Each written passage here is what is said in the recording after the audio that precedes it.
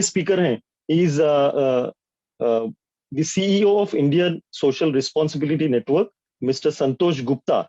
And I would like to tell that ISRN, that is Indian Social Responsibility Network, is a multidimensional facilitation network of voluntary organizations and corporate in the domain of corporate social responsibility, that is CSR, and sustainable development in India. He is also a member of the Expert Appraisal Committee for Non-Coal and Mining, Ministry of Environment, Forest and Climate Change, Government of India. He is also a member, State Level Vigilance and Monitoring Committee for the State of Uttar Pradesh and Ministry of Rural Development, Government of India. He has an enriching experience of more than 20 years in social development sector. He has worked with Ministry of Home Affairs, Government of India. He has extensive experience in disaster management and has worked with UNDP in disaster risk management program. And today's topic that Dr. Santosh Gupta will be speaking is role of NGOs to promote yoga. And without wasting much time, I would request Santosh ji to give his speech. Santosh sir. Thank you, Milan.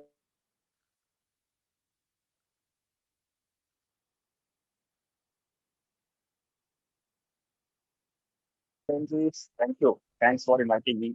सीख मैं देना चाहूंगा और इस organisation को जिस platform पे मिलन जी आपने मुझे इंट्रोड्यूस AYNI जो काफी अच्छा काम कर रहा है। मैंने सुबह फर्स्ट सेशन जब था तो मैंने थोड़ी देर के लिए कनेक्ट किया तो उस टाइम पे मुझे काफी अच्छा लगा। YNI के माध्यम से काफी एक्टिविटीज की गई हैं और योगा को आज भारत में जैसे हम आज जिस तरह से इंटरनेशनल डे की तरह योगा सेलिब्रेट कर रहे हैं, ये एक अपने आप में एक बहुत बड़ी बात है कि एक भारत का जो अपने एक पुरातन एक बहुत बड़ा हम कहें कि हमारे पास ये एक योगा का जो एक इतना बड़ा हमारा एक अपना अध्ययन था, अपना एक हमारी पहचान थी, संस्कृति थी, वो आज पूरे वर्ल्ड में रिकग्नाइज्ड हुई है। और इसमें माननीय प्रधानमंत्री जी ने जिस तरह से 2015 में इसे इंटरनेशनल योगा डे रिकग्नाइज करने में जिस तरह का एफर्ट्स किया वो वाकई बहुत सराहनीय है। और जिसके कारण आज हम सब मिलकर योगा जो जिसको हमारे जीन में है, जो हमारे DNA में है हम कह सकते हैं, और हम सब करते आते थे, बट इस तरह से इसको पॉपुलराइज करना और लोगों के मन में बैठाना ये एक अपने आप में बहुत बड़ी बात है। और इसके लिए सभी भारतवासी जो हम सब लोग हैं, हम सब इसके लिए बधाई के पात्र हैं। और स्पेशली हमारी जो इस समय करेंट सरकार है उनको मैं बहुत बहुत बधाई देना चाहूंगा। मिलन जी, जैसे आपने मेरा टॉपिक रखा है कि एनजीओस का क्या रोल है और वॉलेंट्री ऑर्गेनाइजेशंस कैसे इसको योगा प्रमोशन में काम कर सकती हैं, तो आपने देखा है और आपके उससे पहले जो प्रीवियस स्पीकर्स हैं उन्होंने बहुत सारी बातें इस संबंध में बताई हैं। और सभी को ये मालूम है कि आज अगर yoga as a international day celebrate हो रहा है तो आज भी देश में, आज की भी अगर मैं बात करूं, जैसे सुबह से मैं ये मेरा तीसरा प्रोग्राम है जहां मुझे जुड़ने का मौका मिला। इससे पहले सुबह एक 7 बजे कार्यक्रम में मैं एनजीओ के ही एक कार्यक्रम में था जहां पर उन्होंने लाइव डेमो योगा का किया और बहुत सारे लोग उनके साथ जुड़े थे और उन सबको उन्होंने योगा के बारे में और उसकी जो उसकी इम्पोर्टेंस है, जो उसके इम्पैक्ट्स है उसके बारे में बात की। तो वो काफी अच्छा रहा। और आज वॉलेंट्री ऑर्गेनाइजेशंस जिस तरह से इस पूरे योगा प्रोग्राम को लेके आगे जा रही हैं वो बहुत सराहनीय है और उसमें उनकी बहुत भूमिका है। अगर मैं बात करूं तो सरकार ने जिस तरह से इंटरनेशनल योगा डे होने के बाद जो इनिशिएटिव्स लिए उनमें से जैसे उन्होंने central council for research and in yoga and naturopathy जो स्टैब्लिश किया, एक ऑटोनोमस बॉडी जो मिनिस्ट्री ऑफ आयुष के अंदर काम करती है, उसके अंदर अगर आप देखें तो आज 8 योगा ओपीडीज चल रहे हैं। गवर्नमेंट हॉस्पिटल्स में आयुष के सेंटर हैं जहां पर एलोपैथिक, होम्योपैथिक के साथ साथ आयुर्वेदा और योगा के पे भी बात होती है, काउंसलिंग होती है। और इसमें बहुत सारे लोगों ने अभी अपने ट्रीटमेंट में जिनको इमरजेंसी कोई प्रॉब्लम नहीं है तो उन्होंने योगा और आयुर्वेद की तरफ जाना शुरू किया है और लोगों की एक रुचि बढ़ी है इस तरफ लेके। और इसी तरह से सरकार ने, अगर मैं कहूँ तो कई स्टेट गवर्नमेंट लेवल पर और डायरेक्ट भी वॉलंटरी ऑर्गेनाइजेशंस को फाइनेंशियल असिस्टेंस भी दिया है, नेशनल इंटरनेशनल सेमिनार्स करने के लिए, कई सारे लोकल लेवल पे प्रोग्राम करके लोगों को अवेयर करने के लिए। साथ में अभी बहुत अगर हमारे डिफेंस की बात करें या पैरामिलिट्री फोर्सेस की बात करें, उनमें भी अभी सभी जगह योगा ट्रेनिंग कंपलसरी हो गई है। पहले भी थे, फिटनेस के लिए, फिजिकल फिटनेस के लिए एक्सरसाइज और बहुत सारे जो उनके ट्रेनिंग मॉड्यूल थे उसमें वो चीजें रहती थी। बट अब एक तरह से अगर देखा जाए तो योगा एक मैंडेटरी सब्जेक्ट की तरह आगे आया है, और इस मिनिस्ट्रीज ने बहुत सारे अभी योगा ट्रेनर्स जो एफर्ट्स उनके रहे हैं बनाने के, उसमें एनजीओस की बहुत अच्छी भूमिका रही है। और आज हम कह सकते हैं कि भारत के हर एक डिस्ट्रिक्ट में आपको योगा ट्रेनर, योगा टीचर्स मिल जाएंगे। पहले भी ये स्कूल्स में होते थे, पीटीआई के नाम से जो फिजिकल ट्रेनिंग ट्रेनर्स होते थे, इंस्ट्रक्टर, वो हर स्कूल में है। बट और स्कूल के अंदर पीटी और ये सब चीजें होती थी, बट वो प्राइमरी और सेकेंडरी लेवल तक होती थी। कॉलेज तक आते आते ये सब चीजें कम हो जाती थी, क्योंकि फोकस चेंज हो जाता था। और हम योगा को जानते हुए, समझते हुए भी, उसके फायदे को समझते हुए भी, इसको हम बहुत ज्यादा इम्पोर्टेंस नहीं देते थे या फॉलो नहीं करते थे। मैं एक और बात यहाँ पे कोट करना चाहूंगा कि एनजीओ के पॉइंट ऑफ व्यू से ध्यान में रखकर फिनांस मिनिस्टर जब अरुण जेटली जी जब फिनांस मिनिस्टर थे, उस टाइम पे भी उन्होंने इसको एज अ चैरिटेबल एक्टिविटीज माना, और उसमें टैक्स में भी एग्जम्पशन भी उसमें प्रोविजन किया 2015 के बजट में। तो इससे भी काफी ये चैरिटेबल ऑर्गेनाइजेशंस के लिए ये एक्टिविटीज फायदेमंद रही और काफी अच्छा रहा। गवर्नमेंट के और भी बहुत सारे प्रमोशंस हुए जिनमें वॉलंटरी ऑर्गेनाइजेशंस ने हाथ मिलाकर बहुत आगे इसको ले जाने में काम किया। जैसे जो योगा ऐप को प्रमोट करने की बात कहें, या योगा नेशनल हेल्थ पॉलिसी जो 2017 में बनी, उसमें इंक्लूजन हुआ योगा का। फिर इंडिया में जैसे टूरिज्म में दो सेक्टर बहुत तेजी से बढ़े। एक तो हेल्थ टूरिज्म जो है वहाँ यहाँ इंडिया में बहुत बढ़ा। अभी कोविड के पहले का अगर 2020 के पहले की बात करें तो बहुत सारे एशियन कंट्रीज के लोग हमारे यहाँ इंडिया में ट्रीटमेंट के लिए आने लगे थे, जो हेल्थ टूरिज्म की तरह डेवलप एक कह सकते हैं कि हुआ कि इंडिया के जो ट्रीटमेंट प्रोसेस है उसमें बहुत लोगों का बिलीव आगे हुआ। और इसी तरह से अगर योगा और आयुर्वेद और नेचुरोपैथी की बात करें तो उसमें भी इंटरनेशनल काफी टूरिज्म हुआ, और बहुत सारे लोग जो है वो आए और यहाँ पर रह के काफी समय अपना ट्रीटमेंट किया, योगा सीखा। और आज भी मैं कहूंगा कि अगर आप जितने भी टूरिस्ट प्लेस हैं, स्पेशली आप हरिद्वार है, प्रयागराज है, नासिक है, अगर इन सब जगहों पर आप जाएं तो आपको बहुत सारे ऐसे इंटरनेशनल टूरिस्ट मिलेंगे जो वहाँ रहकर नेचुरोपैथी, आयुर्वेदा का कोर्स कर रहे हैं, योगा सीख रहे हैं। और कई हरिद्वार और ऋषिकेश में तो मैंने देखा कई ऐसे अंतरराष्ट्रीय जो एज अ टूरिस्ट आए थे, विजिटर आए थे, वो अब वहां के होके रह गए हैं और सक्सेसफुल योगा टीचर्स हैं। तो ये सब चीजें जो है वो बताती है कि योगा कितना इम्पोर्टेंट है हमारी लाइफ में।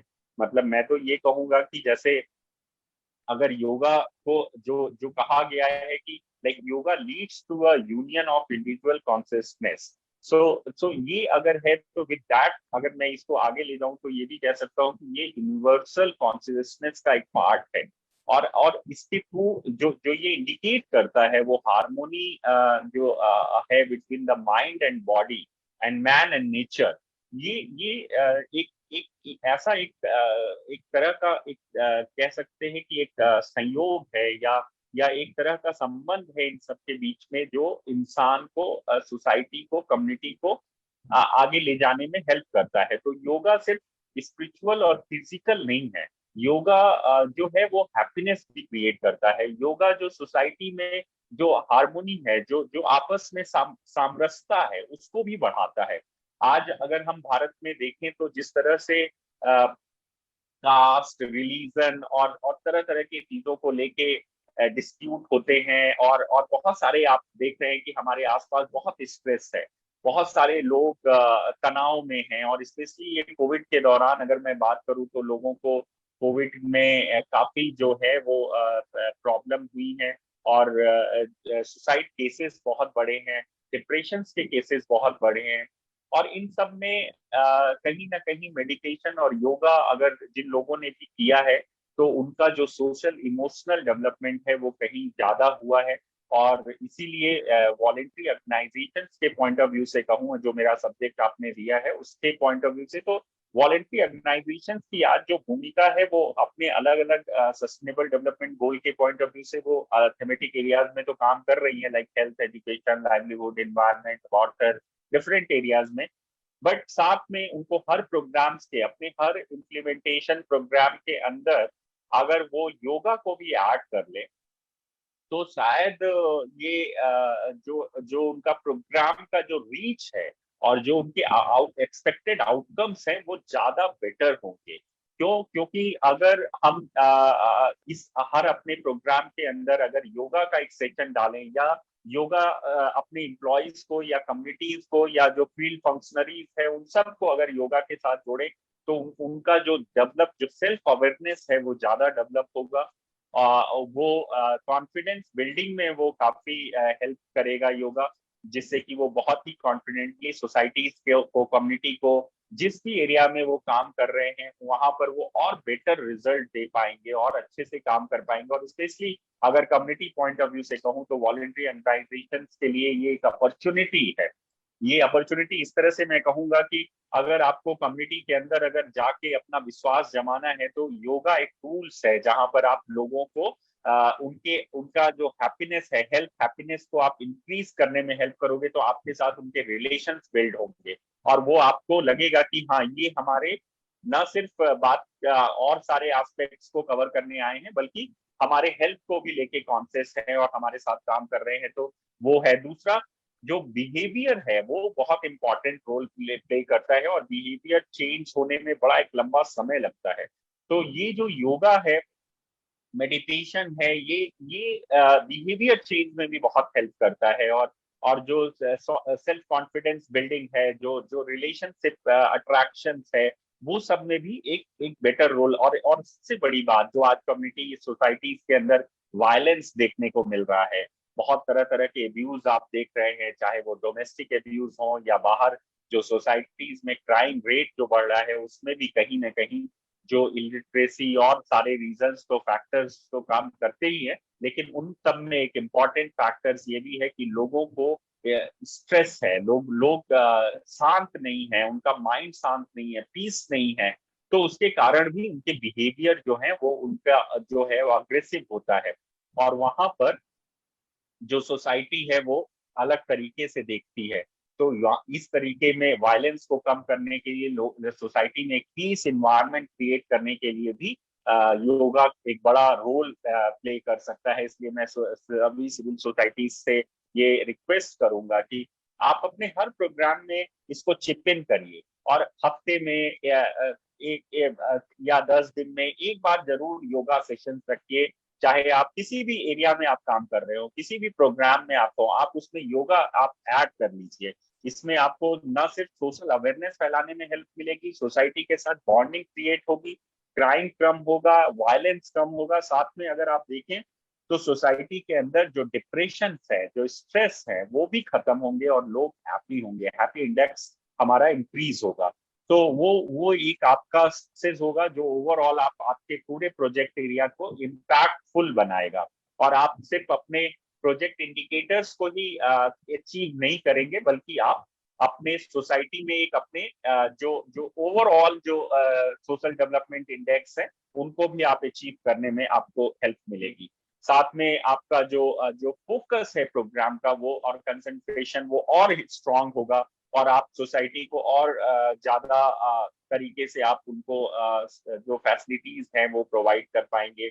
आप सोसाइटी के साथ एक सोशल इमोशनल एक लर्निंग टूल्स की तरह आप काम करेंगे और उसमें आपके जो एनजीओ जो काम कर रहे हैं वो बहुत हेल्प मिलेगी अपने टारगेट को अचीव करने के लिए।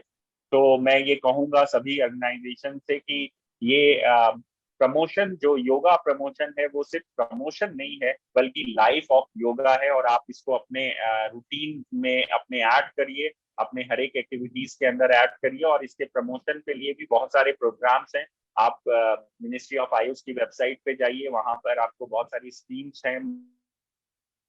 जो आपको मिलेंगी। और भी बहुत सारे इंस्टीट्यूशंस हैं, इंटरनेशनल ऑर्गेनाइजेशंस हैं जो योगा प्रमोशन में, सोशल इमोशनल जो डेवलपमेंट बिहेवियर है उसमें बहुत सारे प्रमोशंस के लिए प्रोग्राम्स वो देती हैं।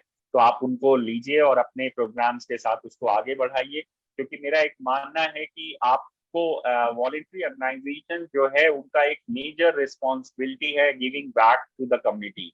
तो आपको सोसाइटी को जो वापस करना है, जो, और ये हर हर व्यक्ति को करना है, क्योंकि हम जब पैदा होते हैं और मतलब हमारे जन्म से लेकर मृत्यु तक हम सब एक दूसरे पर डिपेंडेंट हैं। और हम पहली सांस जो लेते हैं वो भी हम दूसरे से लेते हैं, इन्वायरमेंट से, नेचर से लेते हैं। तो जब हम हमें सब हर कोई हमें दे रहा है और हमारी लाइफ को बिल्ड करने में हेल्प कर रहा है, तो हमें भी लोगों को अपने से ज्यादा चीजें हो पाए उसे करने में हमें आगे बढ़ना चाहिए। Otherwise you have not live today until you have done something for someone who can never repay you. So ये एक मंत्र है जिसको आपको मानना पड़ेगा, और एक गोल की तरह आपको योगा को लेना पड़ेगा, और इसकी प्रैक्टिस, ये इसको लेके आगे जाने के कार्यक्रम ये आपको बनाने पड़ेंगे। और स्पेशली जो वल्नरेबल जो ग्रुप है, जो एक्सक्लूजन है, जो सोशल एक्सक्लूसिव सोसाइटीज है, उनमें ये बहुत स्पेशल रोल प्ले कर सकता है। और आप देखेंगे कि इसके रिजल्ट आपको जल्दी मिलेंगे, जहां पे भी आप इसको अप्लाई करेंगे वो अच्छा होगा। तो मैं सिर्फ ये आज के अंतर्राष्ट्रीय योगा दिवस पर मैं सभी स्वयंसेवी संस्थाओं को ये संदेश देना चाहूंगा कि आप अपने हर प्रोग्राम के साथ योगा को भी ऐड करिए, और योगा से न सिर्फ आपके प्रोग्राम्स के जो अचीवमेंट रेट है वो आपको अचीव होगा, बल्कि आप सोसाइटी में एक नई एनर्जी, एक नई हार्मोनी, एक नई हेल्थ, हैप्पीनेस भी क्रिएट करेंगे। ये एज अ नेटवर्क ऑर्गेनाइजेशन, जैसे मिलन जी ने हमारे इंट्रोडक्शन में बताया कि ISRN वॉलेंट्री ऑर्गेनाइजेशंस का नेटवर्क है, और देश भर में 800 से ज्यादा संस्थाएं हमारे साथ जुड़ी हैं। हम सभी अपनी मेंबर ऑर्गेनाइजेशंस के साथ हम लोग ये कोशिश कर रहे हैं कि योगा को हम भारत के हर घर में ले जाएं, और लोग जानते हैं लेकिन उनको प्रैक्टिस में लाएं, और ये प्रैक्टिस आगे चल के सोसाइटी को एक हेल्दी सोसाइटी बनाने में हेल्प कर सके। इन्हीं शब्दों के साथ मैं अपनी वाणी को विराम देना चाहूंगा। हमारे हम सब लोग वेट कर रहे हैं, उनको सुनना चाहते हैं हम सब लोग। तो मैं ज्यादा उनके और आपके बीच में अपना समय नहीं लूंगा, तो मैं यहीं पर सबको धन्यवाद देता हूँ। आपने मुझे समय दिया, सुना, इन सब के लिए आपका बहुत बहुत आभार। Thank you Milan ji.